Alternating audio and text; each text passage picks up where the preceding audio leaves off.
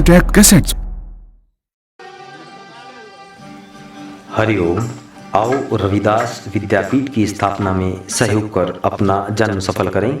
पंछी भटके जन्म भर, टोहे एक एक छोर, झूठ कपट सब जान के फिर आवे अपने ठोर। देखिए विश्व में सर्वप्रथम संत शिरोमणि श्रद्धेय रविदास जी की कथा। संपर्क करें सद्गुरु रविदास विद्यापीठ एवं शोध संस्थान हरिद्वार।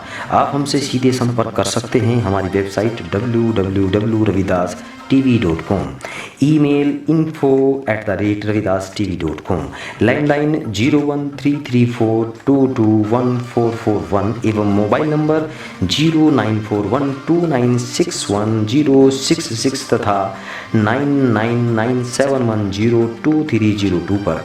सेवा प्रकल्प से जुड़ने के लिए प्राथमिक सदस्यता शुल्क 1100 रुपये मात्र एवं आजीवन सदस्यता 11,000 रुपये मात्र है। रविदासाचार्य श्रद्धेय सुरेश राठौर जी का लक्ष्य भारत की प्रथम रविदास विद्यापीठ की स्थापना करना है, जिसमें आपका सहयोग अपेक्षित है। हरि ओम। बोलो सद्गुरु रविदास की जय। गुरु रे ब्रह्मा, गुरु रे विष्णु और गुरु महेश्वर। जैसा कि ग्रंथों में भी उल्लेख है कि सबसे पहले तो मैं अपने गुरु, धर्म गुरु, जो पूरे भारतवर्ष में नहीं देश के अतिरिक्त संसार के अन्य कोनों में जा जाकर सद्गुरु रविदास जी के जीवन परिचय का, जीवन पर आधारित कार्यों का पूरे संसार में प्रचार करते हैं, ऐसे अपने गुरु के चरणों में मैं नमन करता हूं। स्वामी निर्मल दास जी, जिनकी कृपा सदैव बनी रही है,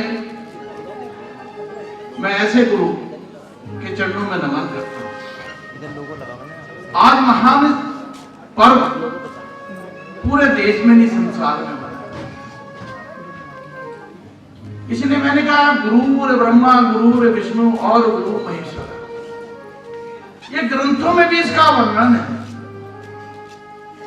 लेकिन ये कथा भारतवर्ष में आज आपके सम्मुख इस महान पर्व को हमने इसलिए चुना जो भगवान शिव और भगवान रविदास जी का जो अटूट प्रेम था, उसका व्याख्यान भी आज की कथा में हम करें, जो संसार में आज तक बताया नहीं गया, उसकी चर्चा भी आज की इस कथा में हम करें। मेरे सद्गुरु रविदास, जिन्होंने जीवन पर्यंत इस समाज को सुधारने में अपनी शालीनता के माध्यम से, अपने कर्म के माध्यम से निरंतर सेवा करते हुए जो कार्य किए, जो कथा आज हम प्रारंभ कर रहे हैं, भगवान शिव की इस नगरी में, जिस नगरी में मेरे सद्गुरु रविदास जी का जन्म हुआ और गंगा के उस छोर से लेकर इस छोर तक जिनकी वाणी आज भी गंगा के घाटों पर खोजी जाती है, ढूंढी जाती है, उनकी कथा का हम प्रारंभ कर रहे हैं। मैं वर्णन कर रहा था कथा में कि भगवान शिव की सबसे प्रिय नगरी काशी, मां पार्वती की सबसे प्रिय नगरी काशी, और उस काशी की नगरी में मेरे सद्गुरु रविदास जी का जन्म। ये जीवंत उदाहरण है कि भगवान शिव में मेरे सद्गुरु रविदास जी समाये हुए थे और रविदास जी में मेरे सद्गुरु रविदास समाये हुए। जहां एक और भगवान शिव ने अपनी जटाओं के अंदर गंगा को समा लिया, और मेरे सद्गुरु की माया, मेरे सद्गुरु रविदास जी की लीला तो देखो, उन्होंने अपनी कठौती के अंदर गंगा को संभाल कर रखा था। इसलिए उनके व्याख्यान तो संपूर्ण संसार के बीच में इस कथा के माध्यम से हमने लक्ष्य रखा है कि जो सदगुरु रविदास जी की माया थी उसको उजागर करेंगे, कथाओं के माध्यम से उजागर करेंगे, टेलीविजन के माध्यम से उजागर करेंगे, चैनलों के माध्यम से उजागर करेंगे, नेट के माध्यम से उजागर करेंगे, इलेक्ट्रॉनिक मीडिया, प्रिंट मीडिया, जो साधन संसाधन होंगे।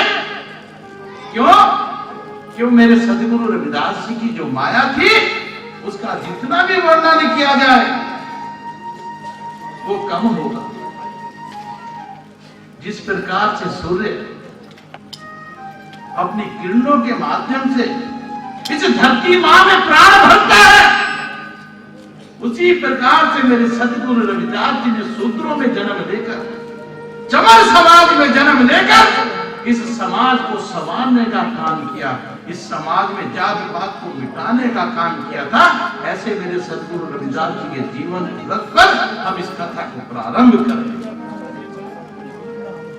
आखिर ये संत गुरु रविदास जी की कथा क्या है? आपने शिव पुराण सुनी, आपने भगवत गीता सुनी, आपने साई संध्या सुनी और देवी मां के जागरण सुने। ये शिव कथा को सुनने का अवसर आपको आज पहली बार, उनके नाम पर झांकियां निकालते, उनके नाम पर बड़े बड़े मठ और मंदिर बनाए जाते हैं। मेरे सदगुरु रविदास जी के नाम पर विश्वविद्यालयों का निर्माण होता है, औषधालयों का निर्माण होता है। और मेरे बाबा जी की देन से पंजाब के अंदर आयुर्वेदिक विश्वविद्यालय बाबा निर्मल दास जी ने घोषित कराया। ये हमारे लिए महान बात है। आखिर ये सदगुरु रविदास जी की कथा क्या है? मेरी माता और बहनों, मेरे भाइयों, बंधु, आज सब लोग बैठे हैं, मैं व्याख्यान करना चाहता हूं। जिस कथा के सुनने मात्र से सभी पाप कट जाते हो, पाप मिट जाते हो, ऐसे मेरे सदगुरु रविदास जी की कथा। मैंने कहा गुरु और ब्रह्मा, गुरु और विष्णु और गुरु महेश्वर। आप भगवान शिव में मेरे रविदास का रूप देखेंगे, भगवान राम में मेरे रविदास का वास देखेंगे, भगवान कृष्ण में मेरे रविदास का वास देखेंगे। कर्मण्येवाधिकारस्ते मां फलेषु कदाचन। गीता को उन्होंने आधार बनाया, साक्षात से बनाया। अपने जीवन भर चरम शोधन के काम को मेरे सदगुरु रविदास जी ने करते रहे। ईश्वर प्राप्ति का मार्ग भी हमेशा ढूंढते रहे। कर्म को आधार बनाकर मेरे सदगुरु रविदास जी ने गीता को आधार बनाकर भगवान कृष्ण में अपना रूप रखे। मेरे सदगुरु रविदास जी का जन्म सूर्यवंश में हुआ। सूर्यवंश में अयोध्या के अंदर भगवान राम का जन्म हुआ। रघुकुल रीत सदा चली आई, प्राण जाए पर वचन। ये रघुकुल की मर्यादा रही। भगवान राम ने रघुकुल की रीत को निभाने की दृष्टि से 14 वर्षों तक वनवास को झेला। एक पत्नी के व्रत को उन्होंने लिया क्योंकि उनके राज्य के अंदर अनेकों पत्नी रखने का चलन था। उन्होंने प्रतिज्ञा की कि मैं केवल एक पत्नी के रूप में रघुकुल की इस मर्यादा को निभाने का काम करूंगा। उसी सूर्यवंश में जन्म लेकर मेरे सतगुरु रविदास जी ने जीवन पर्यंत अपनी सादगी के अनुसार, सादगी भरे जीवन में उस सूर्यवंश की मर्यादा को बनाकर रखा। पैरवान नहीं किया, लड़ाई झगड़े नहीं किए, अपनी बुद्धिमत्ता के बल से, अपने विवेक के आधार पर जीवन को भक्तिमय बनाया। इसलिए मैं कह रहा था कि ये सदगुरु रविदास जी की कथा क्या है और इसके सुनने के लाभ क्या है। ऐसी कथा जिससे सभी अंधकार मिट जाते हैं, ऐसी कथा जिससे सभी पापों का नाश हो जाता हो, और इस कथा में अगर मन लगाकर बैठेंगे, मन लगाकर सुनेंगे तो माया के बंधन से मुक्ति मिल जाती है। ऐसी कथा जिसमें ईश्वर की प्राप्ति का मार्ग मिलता है। मेरी माता और बहनों, मेरे सतगुरु रविदास जी की कथा और उसका वर्णन मैं बता रहा हूं। जिस कथा के सुनने से सदगुरु के दर्शन हो जाएं, क्योंकि मेरे सदगुरु एक तरफ गुरु है, दूसरे तरफ सदगुरु। ऐसी कथा जो आपने ना पहले सुनी और आगे सुनने के अवसर मिलते रहेंगे। मैं सदगुरु रविदास जी की आखिर ये कथा क्यों सुननी चाहिए, इसका विषय निकल कर मेरे सदगुरु रविदास जी के चरणों में जिस कथा के सुनने से ध्यान लग जाता हो, उस कथा के सुनने के बाद ज्ञान की प्राप्ति हो जाती हो। जिस कथा में बैठने से, जिसको सुनने से, स्मरण करने से इस कथा को सुनने के लाभ, ज्ञान की प्राप्ति का मार्ग मिल जाता है।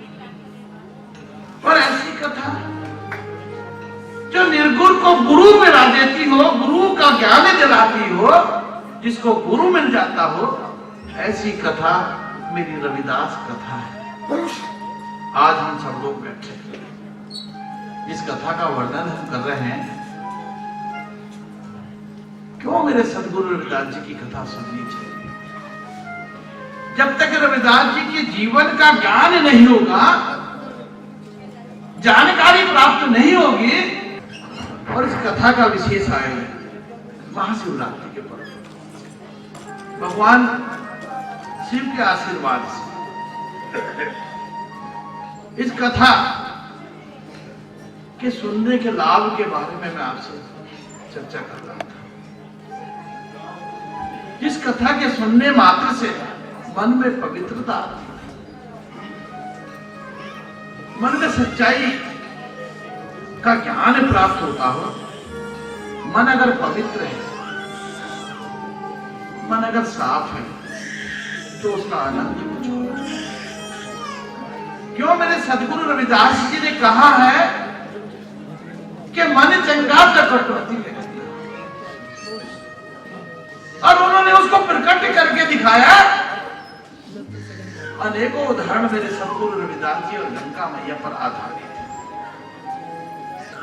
मेरे सदगुरु रविदास जिनका वर्णन हम कर रहे हैं, वो गुरुओं के भी गुरु माने। आज साधु संत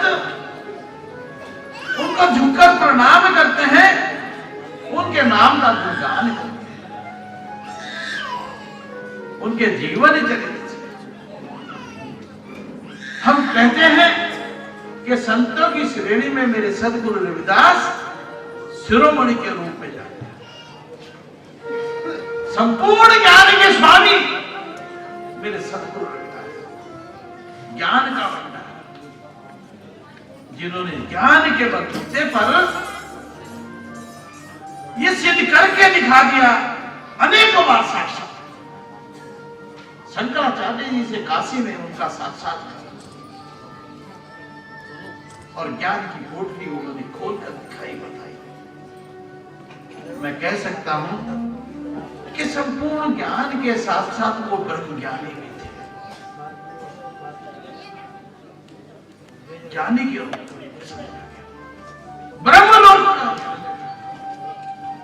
ऐसे सदगुरु रविदास जी, जिनके जीवन के अंदर ज्ञान के अनेक उदाहरण आपको मिलेंगे। हरिओम। आओ रविदास विद्यापीठ की स्थापना में सहयोग कर अपना जन्म सफल करें। पंछी भटके जन्म भर, टोहे एक एक छोर, झूठ कपट सब जानी के फिर आवे अपने ठोर। देखिए विश्व में सर्वप्रथम संत शिरोमणि श्रद्धेय रविदास जी की कथा। संपर्क करें सद्गुरु रविदास विद्यापीठ एवं शोध संस्थान हरिद्वार। आप हमसे सीधे संपर्क कर सकते हैं हमारी website www.ravidas.tv.com, email info@ravidas.tv.com, landline 01334221441 एवं मोबाइल नंबर 09412961066 तथा 9997102302 पर। सेवा प्रकल्प से जुड़ने के लिए प्राथमिक सदस्यता शुल्क 1100 रुपये मात्र एवं आजीवन सदस्यता 11,000 रुपये मात्र है। रविदासाचार्य श्रद्धेय सुरेश राठौर जी का लक्ष्य भारत की प्रथम रविदास विद्यापीठ की स्थापना करना है, जिसमें आपका सहयोग अपेक्षित है। हरि ओम।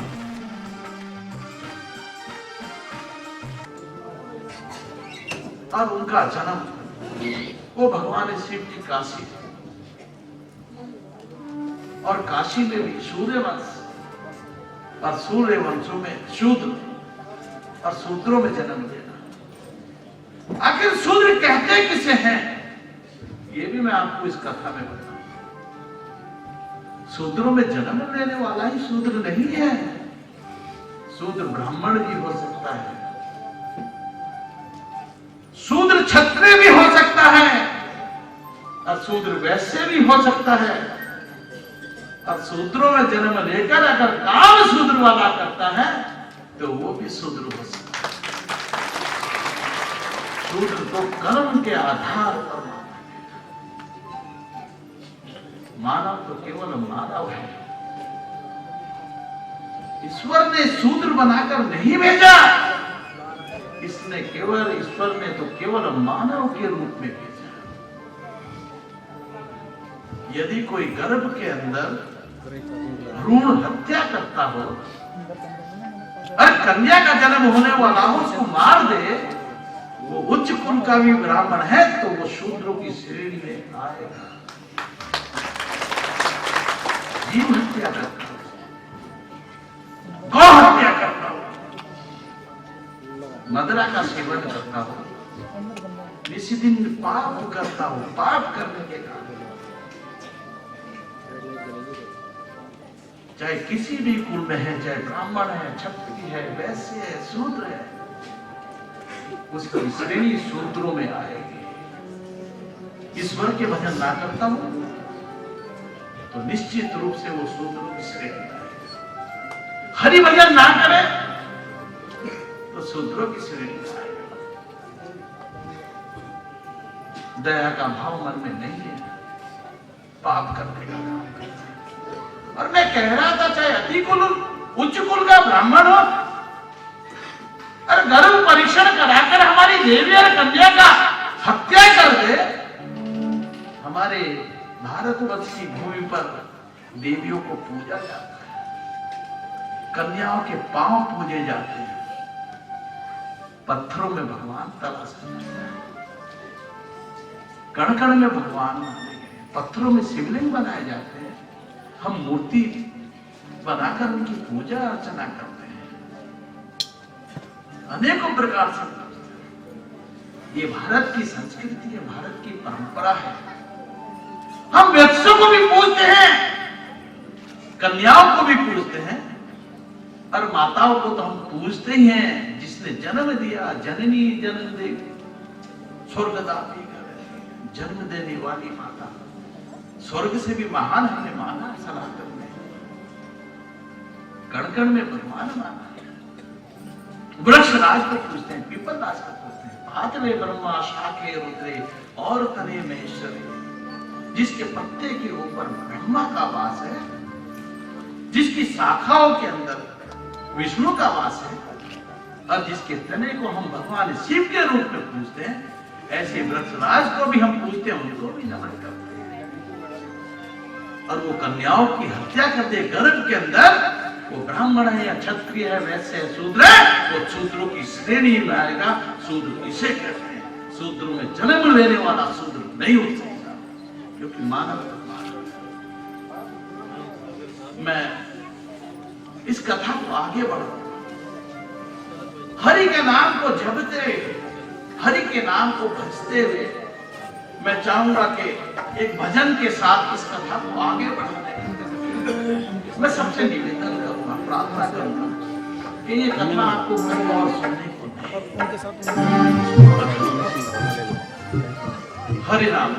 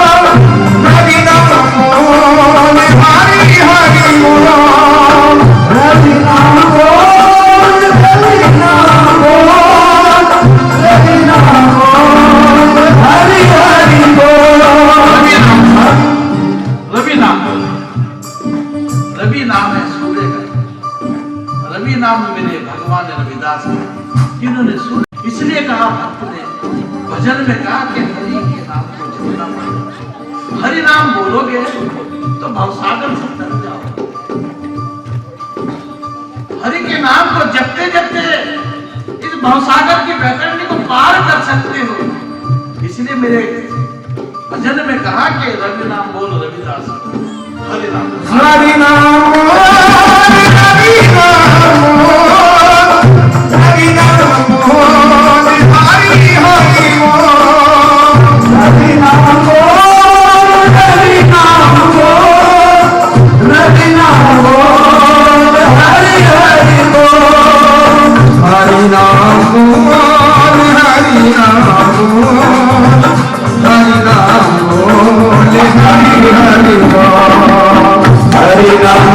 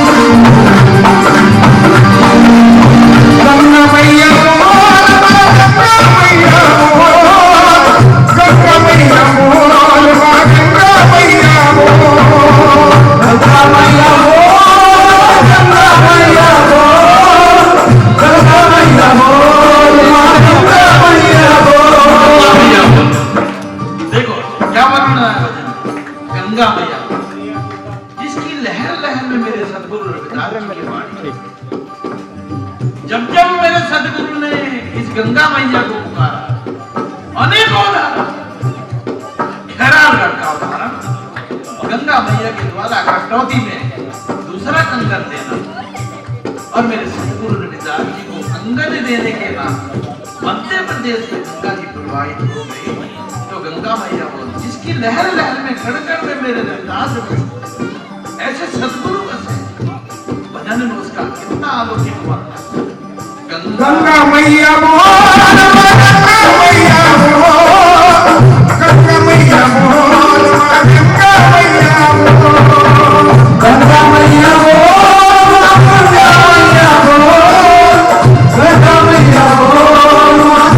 मैया बोल, गंगा मैया बोल, गंगा मैया बोल, गंगा मैया बोल, गंगा मैया बोल, गंगा मैया बोल, गंगा मैया बोल, गंगा मैया बोल, गंगा मैया बोल, गंगा मैया बोल, हरि नाम बोल, हरि नाम बोल, हरि नाम बोल, हरि हरि बोल, हरि नाम बोल, हरि नाम बोल, हरि नाम बोल, हरि हरि बोल, हरि नाम बोल, हरि नाम बोल, हरि नाम बोल, हरि हरि बोल। हरि नाम मेरे सदगुरु रविदास जी ने सूत्रों में क्यों जन्म लिया? आखिर सूत्रों में जन्म क्यों दिया? क्योंकि मानव तो मानव है और मानव के रूप में मेरे सदगुरु रविदास जी ने जब जब धरती के ऊपर पाप पड़े, अनेक महापुरुषों ने मानव के रूप में जन्म लिया।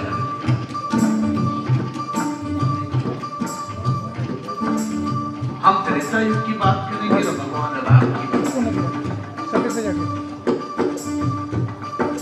हम द्वापर युग की बात करेंगे तो भगवान कृष्ण की बात करेंगे। हम सतयुग की बात करेंगे तो सत्यवादी राजा हरिश्चंद्र की बात करेंगे। हरिओम। आओ रविदास विद्यापीठ की स्थापना में सहयोग कर अपना जन्म सफल करें। पंछी भटके जन्म भर, टोहे एक एक छोर, झूठ कपट सब जान के फिर आवे अपने ठोर। देखिए विश्व में सर्वप्रथम संत शिरोमणि श्रद्धेय रविदास जी की कथा। संपर्क करें सदगुरु रविदास विद्यापीठ एवं शोध संस्थान हरिद्वार। आप हमसे सीधे संपर्क कर सकते हैं हमारी website www.ravidas.tv.com, email info@ravidas.tv.com, landline 01334221441 एवं मोबाइल नंबर 09412961066 तथा 9997102302 पर। सेवा प्रकल्प से जुड़ने के लिए प्राथमिक सदस्यता शुल्क 1100 रुपये मात्र एवं आजीवन सदस्यता 11,000 रुपये मात्र है।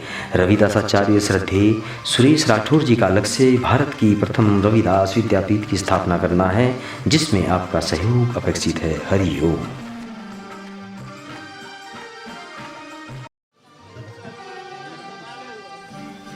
हरिओम। आओ रविदास विद्यापीठ की स्थापना में सहयोग कर अपना जन्म सफल करें।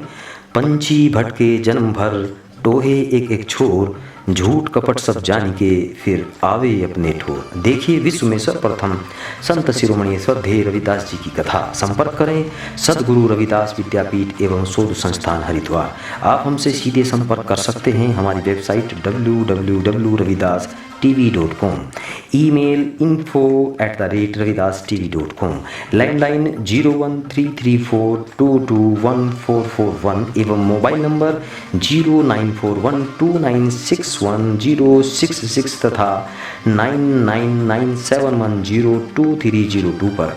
सेवा प्रकल्प से जुड़ने के लिए प्राथमिक सदस्यता शुल्क 1100 रुपये मात्र एवं आजीवन सदस्यता 11,000 रुपये मात्र है।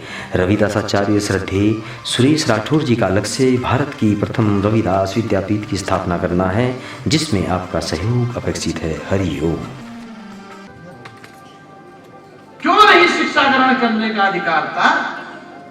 क्योंकि उस समय की ब्राह्मणवादी व्यवस्था इसी प्रकार। शूद्र समाज का व्यक्ति शिक्षा ग्रहण नहीं कर सकता, और भूल से भी यदि वो शूद्र समाज के कानों में कोई वाणी वेद की, पुराण की, शिव पुराण की चली गई तो उनके कानों के अंदर लाग डाल दिया जाता, यातनाएं दी जाती, प्रताड़ित किया जाता था। इसलिए मेरे सद्गुरु रविदास जी ने सूत्रों में जन्म दिया। सद्गुरु रविदास जी ने सूत्रों में जन्म क्यों लिया, मैं बता रहा था। उनके मन में ये उद्गार थे, उनके मन में ये पीड़ा थी, ये वेदना थी, उनके मन में ये दर्द थे कि शूद्र समाज का उद्धार किस प्रकार से किया जा सकता है। क्योंकि ब्राह्मण को केवल शिक्षा का अधिकार, क्षत्रिय को देश की सुरक्षा का अधिकार, वर्ण व्यवस्था, ब्राह्मण, क्षत्रिय, वैश्य और शूद्र, क्षत्रिय सेवा नहीं करता था, क्षत्रिय तो केवल सुरक्षा का काम करता, और वैश्य समाज व्यापार करने का काम, खेती करने का काम करता। और मेरे समाज को, मेरे शूद्र समाज को केवल सेवा का अधिकार था, सेवा करने का, जूते बनाना, सर पर मैला ढोना, कपड़ों को धुलना। इस वेदना को समझते हुए मेरे सद्गुरु रविदास जी ने शूद्रों में जन्म लिया। क्यों? क्योंकि शूद्र समाज का उद्धार करने की दृष्टि से मेरे सद्गुरु रविदास जी ने जन्म लिया। उनके मन में ये वेदना, दर्द था, ब्रह्म ज्ञानी थे, सूर्य के अंश के अवतार के रूप में उन्होंने जन्म लिया था। उस वेदना को, उस दर्द को वो महसूस करते थे। इस भारत की तपी भूमि से ये शूद्र समाज है जो मृत पशुओं का मांस खाता है, उनका सफाई करने का काम करता है।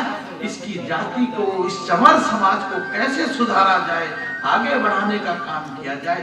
इसलिए सद्गुरु रविदास जी ने शूद्र समाज में जन्म लिया, चमर समाज में जन्म लिया। क्यों? क्योंकि उनको तो केवल सेवा का अधिकार प्राप्त था। सद्गुरु रविदास जी ने सूर्य वंश में तो जन्म लिया, लेकिन सूर्य वंश में जन्म लेकर उन्होंने अपने तप के माध्यम से, अपने सत्य के माध्यम से, अपने कर्म के माध्यम से इस भ्रम को समाप्त करने का काम किया कि शूद्रों में जन्म लेकर भी ज्ञानी बना जा सकता है, ब्रह्म ज्ञानी बना जा सकता है। जात पात पूछे ना कोई, हरि का भजे तो हरि का। कि ये जात पात तो मानव की बनी हुई है, ये तो हमारे बनाए हुए हैं। इस जात पात को हरि ने बनाकर नहीं भेजा, मानव तो मानव के रूप में भेजा। वो चाहे ब्राह्मण हो, और चाहे ठाकुर हो, और चाहे वैश्य हो, चाहे शूद्र हो, उनके मन में ये वेदना थी, तड़प थी, पीड़ा थी। कोई स्त्री गर्भ धारण करती है और वो ब्राह्मण कुल की है, क्या उसका गर्भ का कार्यकाल 10 और 12 महीने होता है क्या? तो कोई स्त्री छत्राणी है और वो गर्भ धारण करती है तो उसका कार्यकाल क्या 12 और 14 महीने का होता है क्या? सबका 9 माह होता है। क्यों? क्योंकि मानव तो मानव है। इस पीड़ा को, इस दर्द को मेरे सदगुरु रविदास जी ने समझने का मानव के रूप में जन्म लिया है। किसी ब्राह्मण, क्षत्रिय, वैश्य, शूद्र के रूप में जन्म लिया। इस वेदना को दूर करना चाहते थे। जब गर्भ का धारण करने का कार्यकाल भी है, गर्भ धारण करने का मार्ग भी एक है, कार्यकाल भी 9 माह है। 9 माह के बाद ही बच्चा पैदा होगा, चाहे वो लड़की हो या लड़का। तो मानव के यहां से ये भेद कैसा, इस भेद को मिटाने का काम किया। मैं कह रहा था जात पात पूछिए ना कोई, हरि का भजन हरि का होई। उस हरि के भजने में ही संपूर्ण ज्ञान समझ कर मेरे सतगुरु रविदास ने जीवन भर भगवत कथा, गीता, आप उसका अध्ययन करके तो देखें। क्या कोई ऐसा भी सब्जेक्ट कहीं निकल के आता है? कर्मण्येवाधिकारस्ते मा फलेषु कदाचन। सारे जीवन कर्म को आधार बनाए और कर्म को आधार बनाकर उन्होंने ईश्वर की प्राप्ति का मार्ग, ईश्वर को प्राप्त करने का काम किया।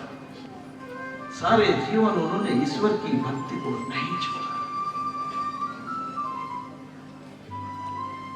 अपनी सात्विक कमाई से, वास्तविक कमाई से जो धन उनके पास बचता था, संतों की सेवा में लगा। क्यों? उनके मन में पीड़ा थी, दर्द था। कल्प लिया है सतगुरु ने। तमाम इंजीनियर्स हैं, डॉक्टर्स हैं, अधिवक्ता है, आईएएस है, आईपीएस है। अनेकों बार सेमिनार में जाने का अवसर मिला, जहां संपूर्ण संसार के शोध करना चाहते हैं, प्रयोग करना चाहते हैं। आखिर वो कौन सी वाणी आज भी गंगा के घाटों में, गंगा के रेत के नीचे मेरे सतगुरु रविदास की छिपी हुई है, उसको भी उजागर किया जाएगा, ढूंढा जाएगा, तलाशा जाएगा उनकी वाणी। इसलिए मेरे सतगुरु रविदास जी ने सूत्रों में जन्म लिया, चर्म शोधन का काम जीवन पर्यंत करते रहे। उन्होंने चर्म शोधन के काम को कभी नहीं छोड़ा। क्यों?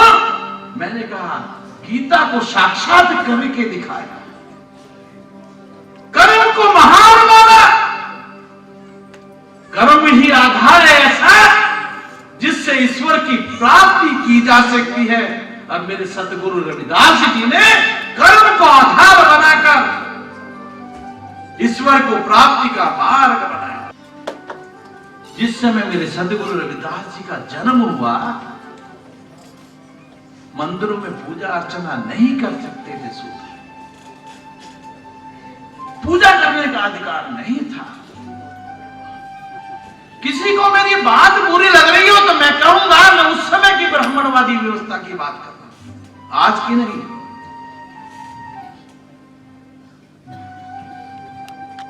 मंदिरों में नहीं जाने देते थे, गंगा का स्नान शूद्र समाज के लोग नहीं कर सकते थे, गंगा में नहाने का अधिकार नहीं था, विद्यालय में नहीं जा सकते थे, पठन पाठन का काम नहीं कर सकते थे। और ये जो हरि भजन का काम है, इसको भी शूद्र समाज के लोग नहीं कर सकते थे। इसलिए सदगुरु रविदास जी ने शूद्रों में जन्म लिया। और ये महानता उनकी देखो, उनके मन में जो पीड़ा रही, जो दर्द रहा, जो वेदना उनके मन में रही, क्यों? क्योंकि वो मैंने कहा ब्रह्म ज्ञानी के रूप में जाने गए, ब्रह्म ज्ञानी थे। विवेक के आधार पर, साक्षात्कार के अधिकार पर, बुद्धिमत्ता के आधार पर उन्होंने अपने अनेकों पर्चे दिए। हरि का भजन नहीं कर सकते थे उस समय। शूद्र समाज के पीछे झाड़ू बांध दी जाती थी ताकि उसके पद के चिन्ह मिट जाए। इस वेदना को सतगुरु रविदास जी ने अपने हृदय में बसा कर रखा। आज जो हम खुली हवा में सांस लेते हैं, जिस संविधान की बात हम करते हैं, उस संविधान के पीछे बाबा भीमराव अंबेडकर की सोच भी सतगुरु रविदास जी की प्रेरणा से ली गई थी। मैं इसका दावा, उस वेदना को जो मेरे सतगुरु रविदास जी ने प्रकट की थी, उसको समझना होगा। ऐसे समय में मेरे सतगुरु रविदास जी का जन्म हुआ, और जन्म के समय जो मंगल गीत गाए जा रहे थे काशी के अंदर, आज कितना सुहाना पर्व, मेरे भगवान शिव का शिवरात्रि का दिन, अनेक महापुरुषों के व्रत भी हैं, पूजा अर्चना कर रहे हैं, और काशी में मेरे भगवान शिव की नगरी में मेरे सतगुरु रविदास जी का जन्म है। और वो वहां किस तरह का वातावरण रहा होगा जब सदगुरु प्रकट हुए होंगे काशी की नगरी में, उस महुआडी में, संवत 1443 में 44 में। क्या उत्सव देवी देवताओं ने मनाया होगा, क्योंकि वो तो ब्रह्मगानी थे, ईश्वर के रूप में जन्मे। मंगल गीत गाए, उन गीतों का वर्णन हम लघु के घर में आए क्या, मेरे सदगुरु रविदास जी राहु के घर में जन्म लेते हैं। मैं अपन भजनी मंडली से कहूंगा कि झूमते हुए मेरे सदगुरु रविदास जी के जन्म का वर्णन करेंगे। जय हो रविदास की जय, जय हो रविदास की। राहु धरानंद भयो, जय हो रविदास की। राहु धरानंद भयो, जय हो रविदास की। राहु धरानंद भयो, जय हो रविदास की। राहु धरानंद भयो, जय हो रविदास की। इस आनंद का आनंद लेंगे। मेरे सदगुरु रविदास जी का जन्म उत्सव किस तरह से देवी देवता मानव रूप में भी, साधु संत भी किस तरह से मनाते हैं। जय हो रविदास की, जय हो रविदास की जय, जय हो रविदास की। जय हो रविदास की जय, जय हो रविदास की। जय हो रविदास की जय, जय हो रविदास की। जय हो रविदास की जय, जय हो रविदास की। राहु धरानंद भयो, जय हो रविदास की। राहु धरानंद भयो, जय हो रविदास की। राहु धरानंद भयो, जय हो रविदास की। राहु धरानंद भयो, जय हो रविदास की।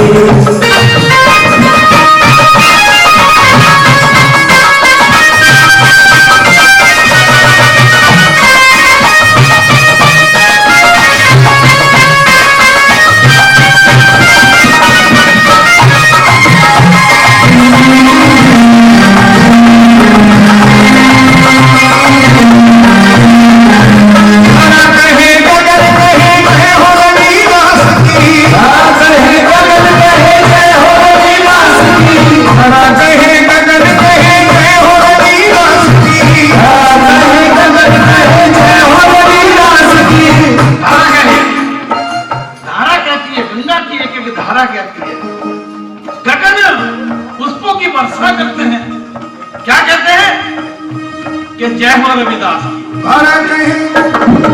हर कहे गगन कहे जय हो रविदास की।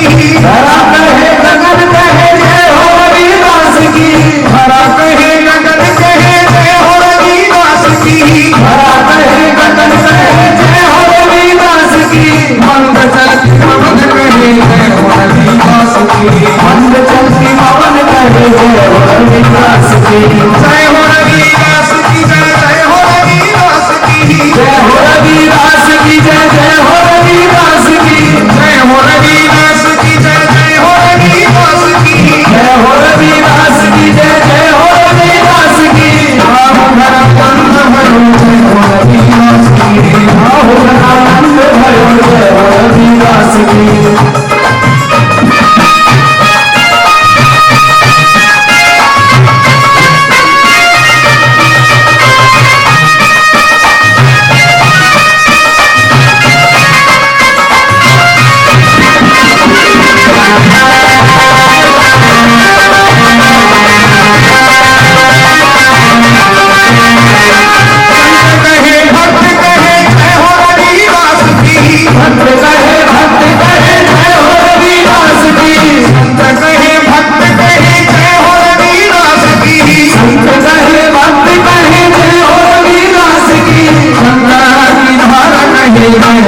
रविदास की अल्लाह की धारा कहे जय हो रविदास की अल्लाह की धारा कहे जय हो रविदास की अल्लाह की धारा कहे जय हो रविदास की जय हो रविदास की जय जय हो रविदास की जय हो रविदास की जय जय हो रविदास की जय हो रविदास की जय जय हो रविदास की जय हो रविदास की जय जय हो रविदास की राम धन भयो रविदास की राम धनानंद भयो रविदास की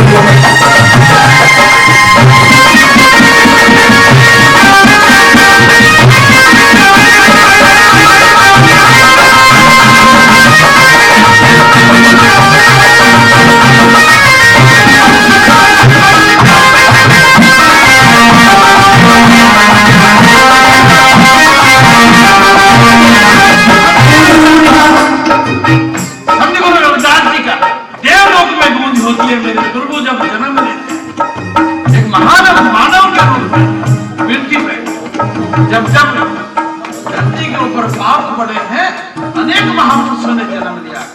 आज मेरे सदगुरु रविदास जी का जन्म होता है। आज इस शिवरात्रि के शुभ अवसर पर इस कथा का आयोजन करेंगे।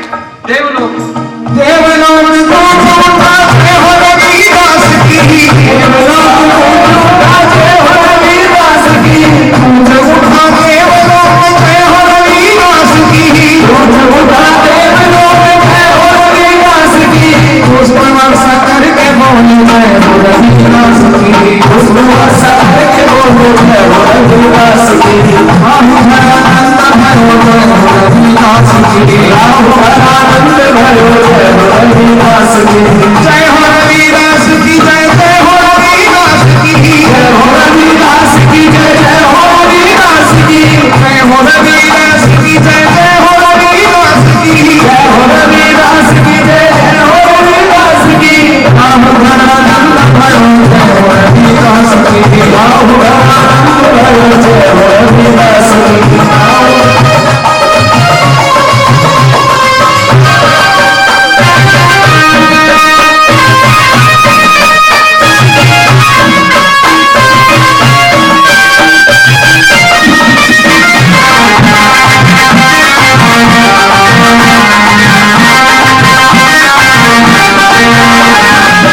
में आनंद भयो जय हो रविदास की जग में आनंद भयो जय हो रविदास की जग में आनंद भयो जय हो रविदास की जग में आनंद भयो जय हो रविदास की कथा में आनंद भयो जय हो रविदास की कथा में आनंद भयो जय हो रविदास की जय हो रविदास की जय जय हो रविदास की जय हो रविदास की जय जय हो रविदास की जय हो रविदास की जय जय हो रविदास की जय हो रविदास की जय जय हो रविदास की राम धनानंद भयो जय हो रविदास की राम धनानंद भयो जय हो रविदास की राम धनानंद भयो जय हो रविदास की राम धनानंद भयो जय हो रविदास की राम धनानंद भयो जय हो रविदास की राम धनानंद भयो जय हो रविदास की राम धनानंद भयो जय हो रविदास की राम धनानंद भयो जय हो रविदास की राम धनानंद भयो जय हो रविदास की राम धनानंद भयो जय हो रविदास की राम धनानंद भयो जय हो रविदास की जय सतगुरु रविदास की जय आज मेरे सदगुरु रविदास जी के जन्म उत्सव का वर्णन हुआ। संतों में बसते हैं भगवान, निर्मल जिनका नाम है, मन भी निर्मल तन भी निर्मल, गंगा की तरह पवित्र ऐसे निर्मल दास जी महाराज जो हमारे आदर्श हैं। परम आनंद संवत 1444 में सदगुरु रविदास जी का जन्म। मां देखते हैं जैसे उनके सम्मुख जाके बैठती है तो अपनी कटौती से निकालकर जिसमें वो चर्म शोधन का काम कर रहे थे उस जल को निकालकर हाथ में देते हैं और मीरा उसको धारण करती है, मानो अमृत पी लिया और उस जल को पीते ही ज्ञान की प्राप्ति हो जाती है। और मेरे सदगुरु रविदास जी से कहती हैं कि मुझे भगवान कृष्ण के दर्शन कर। और मेरे सदगुरु रविदास जी की लीला तो देखो। सदगुरु रविदास जी कहते हैं मीरा से कि हे मीरा, अंदर कुटिया में जाके देख, और अंदर जाके देखती है तो भगवान कृष्ण विराजमान है। ऐसे सदगुरु रविदास जी मीरा को पार उतारा है।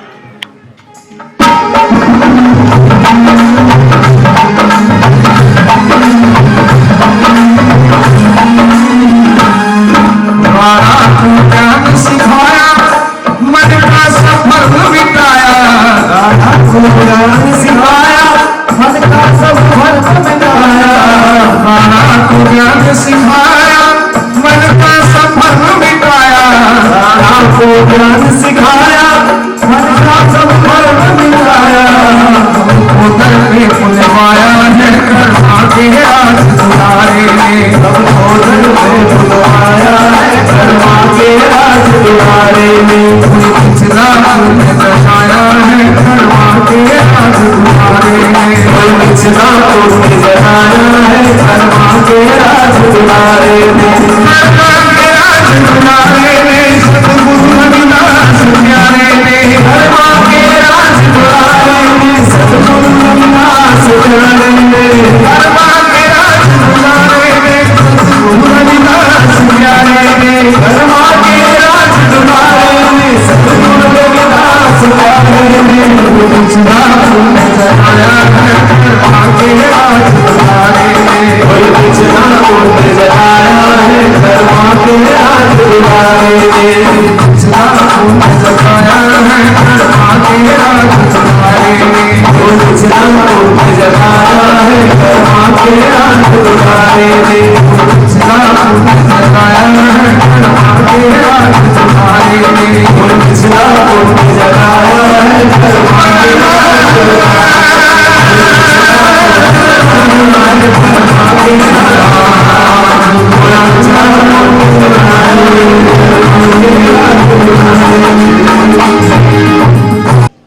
मैं कह रहा था, बाल्यकाल का वर्णन कर रहा था।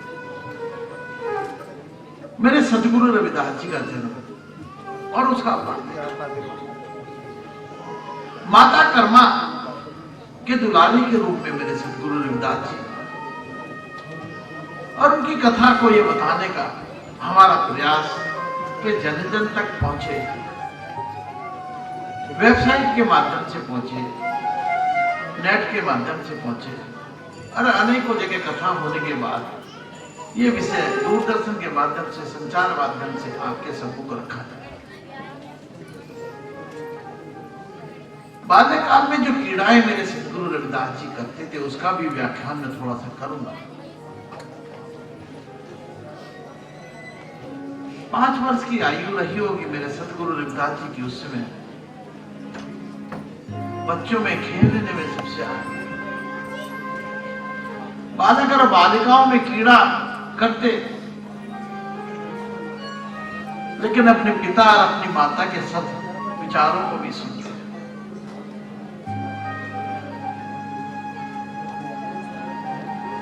पिता राहु उनको स्कूल में प्रवेश दिलाने की बात कहते हैं तो माता कर्मा कहती हैं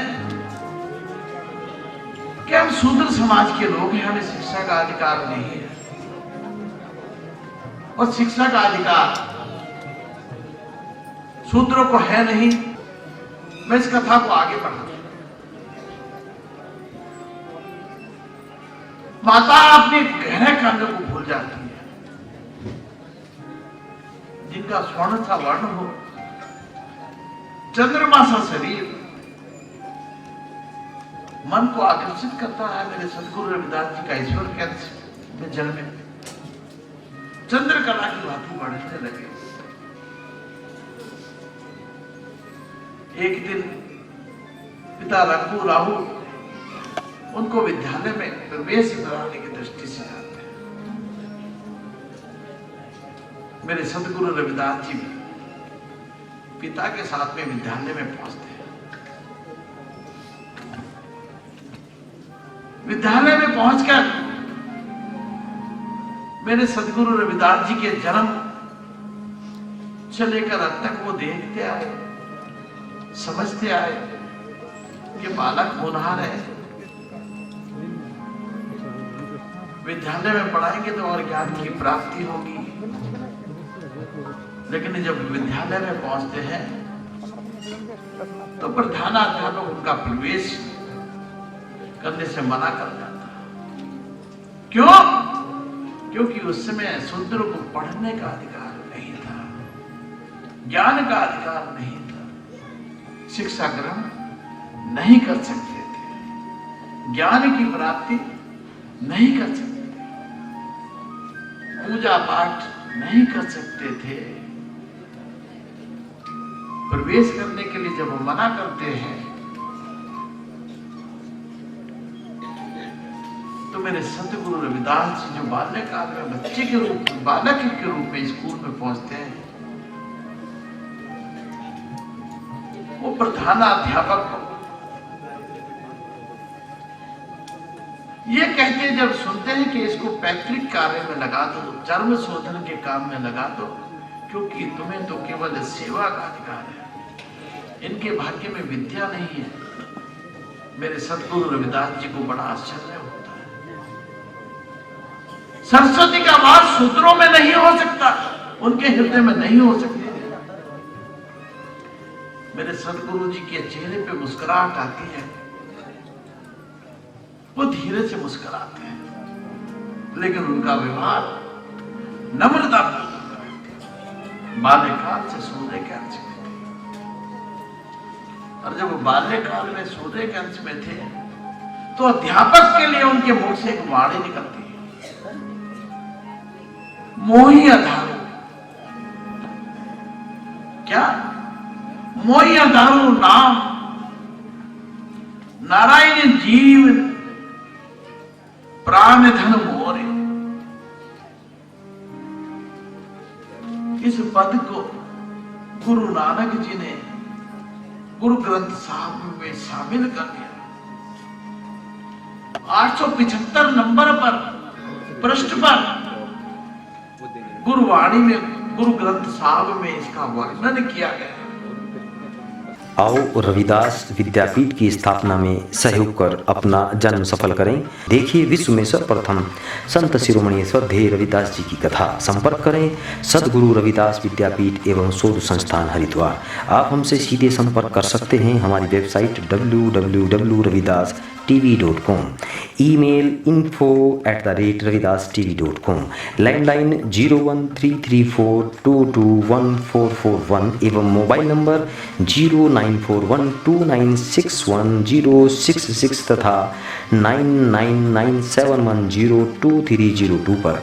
सेवा प्रकल्प से जुड़ने के लिए प्राथमिक सदस्यता शुल्क 1100 रुपये मात्र एवं आजीवन सदस्यता 11,000 रुपये मात्र है। रविदासाचार्य श्रद्धेय सुरेश राठौर जी का लक्ष्य भारत की प्रथम रविदास विद्यापीठ की स्थापना करना है, जिसमें आपका सहयोग अपेक्षित है। हरि ओम।